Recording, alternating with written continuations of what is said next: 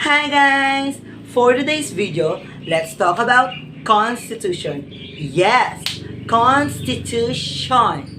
Constitution is a set of fundamental principles or established precedent according to which a state or organization is governed.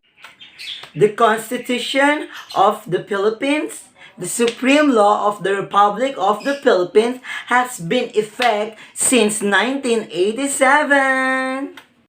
Yes, there were only three other constitutions that have effectively governed the country. First, the 1935 Commonwealth Constitution. Second, the 1973 Constitution. And lastly, 1986 Freedom Constitution. Have a blessed day, everyone. I'm Clarissa Ilagan from BSA-1A. So, for today's vlog, let's learn and find out about the evolution of the Philippine Constitution. In 1897, the Constitution of Biak na Bato was the provisionary constitution of the Philippine Republic during the Philippine Revolution, and it was promulgated by the Philippine Revolutionary Government on the same year in November 1. The said constitution was borrowed from Cuba, and it was written by Isabelo Artacho and Felix Ferrer in Spanish language, and later on it was translated into Tagalog. This constitution was never fully implemented since the Pact of Biak na Bato was signed between the Spanish and the Philippine Revolutionary Army. Moreover, the Biak na Bato Constitution took effect only for 2 years. It states that the aim of revolution was the separation into independent states. The executive power resided in the President, the judicial power vested in a Supreme Council of Grace and Justice, and the official language of the Republic was Tagalog. This constitution also contained a Bill of Rights to safeguard the rights of the people. And when we speak about the Philippine Republic, it refers to the separation of the Philippines from the Spanish monarchy and their formation into an independent state with its own government. That's all. Thank you for listening. I hope that you have learned something about the Constitution of Biak na Bato in the year of 1897, and for the continuation of the blog, my groupmates will tackle about the following topics under the evolution of the Philippine Constitution. The 1899 Malolos Constitution. Together with the Declaration of Philippine Independence on the 12th day of June 1898, the first Philippine Republic was formed. The Malolos Congress was elected, which selected a commission to draw up a draft constitution. The political constitution of 1899 was written in Spanish. It has 39 articles. It was patterned after the Spanish Constitution of 1812. Felipe Calderon was the main author of the Constitution. The Cartilla and the Sangguniang Hukuman, the Charter of Laws and Morals of the Katipunan, influenced the Malolos Constitution. Salient points of the Malolos Constitution are: first, it detailed the natural rights and sovereignty of the Filipinos. Second, it also declares that the state recognizes the freedom and equality of all beliefs. Third, recognized the separation of the church and state. And lastly, it established a democratic republican government with 3 branches: the executive, legislative, and the judicial branches. Executive power was vested in the president that served a term of 4 years. Legislative power was vested in the Assembly of Representatives. Judicial powers were given to the Supreme Court and other lower courts to be created by law. The Chief Justice of the Supreme Court was to be elected by the legislature with concurrence of the President and his cabinet. Hello everyone, I am John Margis Aclao from BSA-1A. We're now talking about the 1935 Commonwealth Constitution. If you are new in our channel, please subscribe and hit the notification bell and other social media. Okay, the 1935 Commonwealth Constitution, Treaty of Paris. The Philippines was subject of the power of the United States. The signing of the treaty ended the Spanish War. In this treaty, Spain received a compensation of $20 million from the United States. There is a two act that passed by the United States Congress. The first act is the Philippine Organic Act of 1902. The first organic law for the Philippine Islands that provided for the creation of popularity, elected by the Philippine Assembly. The Philippine Organic Act specified that the legislative power will be vested in a bicameral legislature composed of the Philippine Commission as the upper house and the Philippine Assembly as the lower house. The key provision of the Organic Act were the Bill of Rights for the Filipinos and the appointment of two non-voting Filipinos resident is the commission representing the Philippines to the U.S. House of Representatives. The second act is the Philippine Autonomy Act of 1916, commonly refers to the Jones Law, by modifying the structure of the Philippines government by removing a Philippine Commission and replacing with the Senate. It was also this act is asked for the U.S. to end the sovereignty over the Philippines and recognize the Philippines' independence. By 1932, the Hare-House-Ketting Act was passed promising the granted of independence of the Filipinos. This bill was rejected by the Senate President Manuel Luis Quezon. In 1934, the Dines-Duffy Act, also known as the Philippine Independence Act, was passed by the U.S. Congress, which provided authority and mechanism for the establishment of a formal constitution by the Constitutional Convention. The Constitutional Convention was led by Claro M. Recto. The Constitution created the Commonwealth of the Philippines that governed the Philippines from 1935 to 1946. Commonwealth of the Philippines provided for the unicameral National Assembly with the President and Vice President elected to the 6-year terms without re-election. But it was amended in 1940 to have a bicameral Congress composed of a Senate and House of Representatives, as well as the creation of the Independent Electoral Commission, and limited the term of the office of the President and Vice President to the 4 years with one re-election.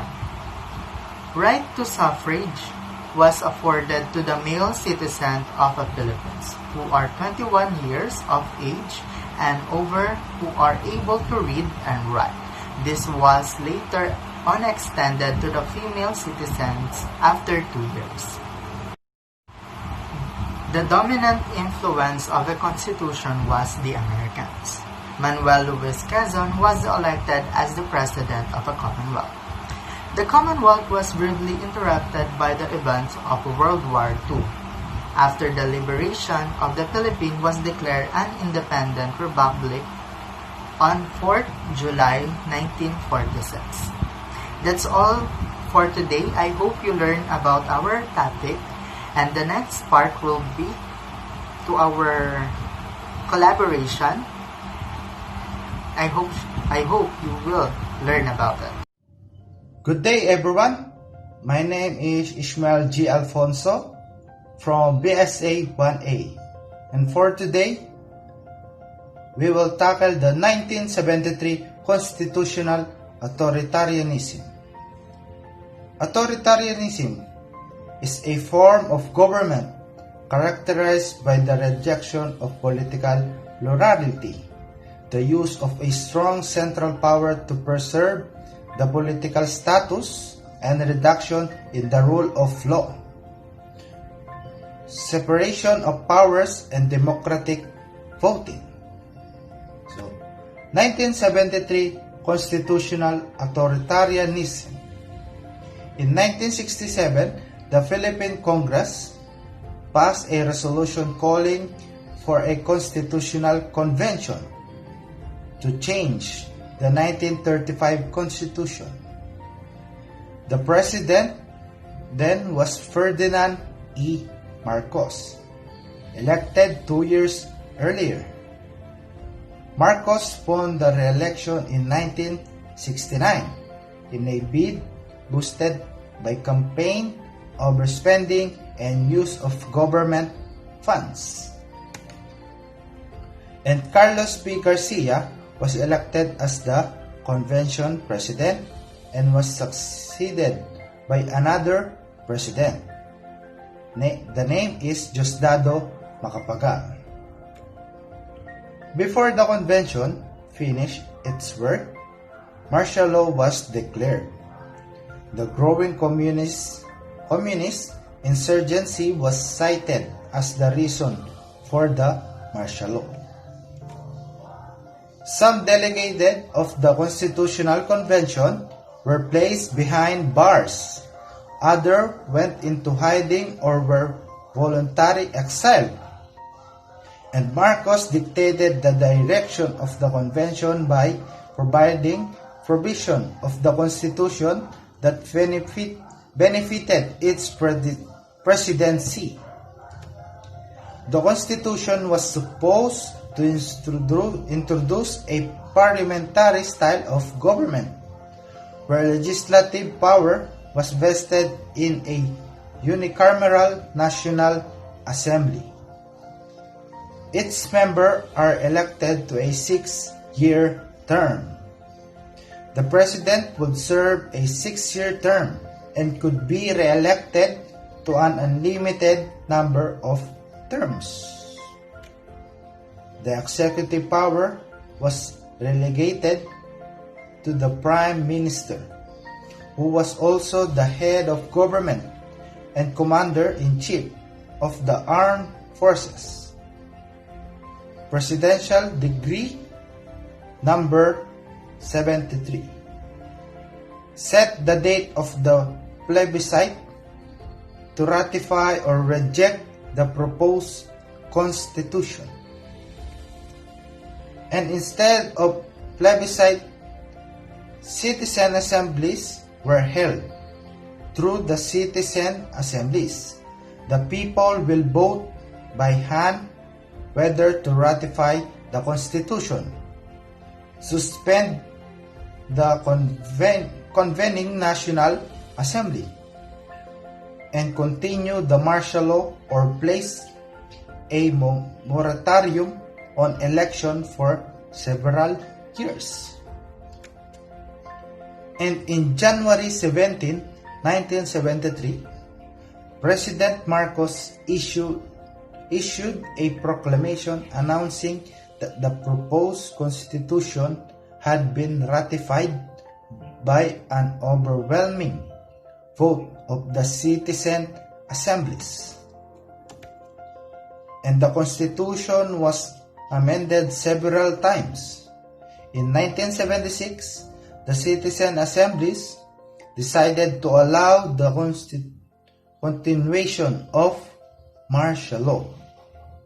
And it also allowed the president to become the prime minister and continue to exercise legislative power until martial law was lifted and have an emergency power if needed. And the amendments introduced in the 1973 Constitution was merely a way for the President to keep executive powers, abolish the Senate, and etc. Thank you for listening and thank you. Hello guys! Welcome to my video. I am Clazel Benetton, your reporter for today's topic, 1987 Constitution after the martial law. President Corazon Aquino's government had three options regarding the Constitution. Number one is to revert in the 1935 Constitution. Number two is to retain the 1973 Constitution and be granted the power to make reform. And number three, start anew and make a new Constitution.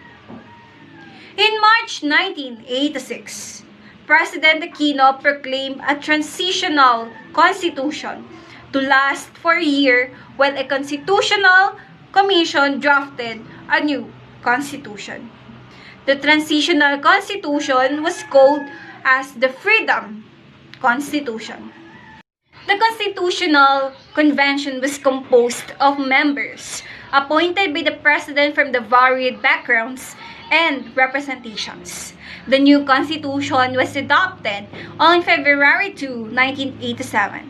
This Constitution begins with a preamble and 18 self-contained articles. The Constitution established the Philippines as a democratic republican state where sovereignty resides in the people and all government authority emanates from them. It allocates governmental powers among the executives, legislative, and the judicial branches of the government.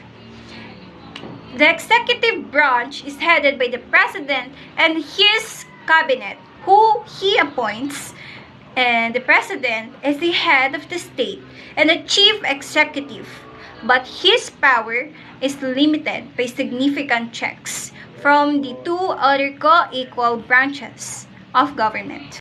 In case of national emergency, the President may declare a martial law but no longer than a period of 60 days. The Congress can revoke this decision.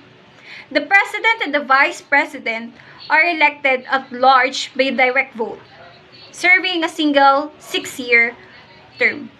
The legislative powers resides in a Congress divided into two houses, the Senate and the House of Representatives. The 24 senators are elected at large by popular vote and can serve no more than 2 consecutive 6-year terms. The House is composed of district representatives representing a particular geographic area, which compose 80% of the total number, while 20% is represented by the party list. Each elected representative has to serve a 3-year term. There are 2,374 legislative districts, while the judiciary is composed of a Supreme Court and the lower courts. It is a 15-member court appointed by the President without the need to be confirmed by the Congress. Because the Supreme Court justices may hear on appeal any cases dealing with the constitutionality of any law, treaty, or a decree of government. I hope you guys learned something from this video entitled the 1987 Constitution after the martial law. Looking forward, everyone. God bless. Hi guys! Welcome to our vlog. This is me, your girl, De La Cruz Kimberly. For today, we have a sit-down vlog about the 3 independent constitutional commission. First, Civil Service Commission, a central agency in charge of government personnel. Second, Commission on Election, mandated to enforce and administer all election laws and regulation. Third, Commission on Audit, examines all funds, transactions, and property accounts of the government and its agencies. Office of the Ombudsman was established to promote the ethical and lawful conduct of the government. It was created to investigate complaints that pertain to public corruption, unlawful behavior of public officials, etc. The Ombudsman can charge public official before the Sandigan Bayan, a special court created for this purpose. Only the House of Representatives can initiate the impeachment of the President, members of the Supreme Court, and other public officials such as the Ombudsman. Hi! For this video, let's talk about changing the Constitution. Yes, Constituent Assembly cons as wherein the Congress and the state of convenes to propose amendment to the Constitution. Yes, Constitutional Convention con where Congress upon a vote 2 or 3 of it all members called for Constitutional Convention. Constitution may be proposed by the people upon a petition of at least 12% of the total number registered voters. That's all guys. Stay safe, no hate, spread love, and don't forget to subscribe to our channel and follow our social media account. Bye!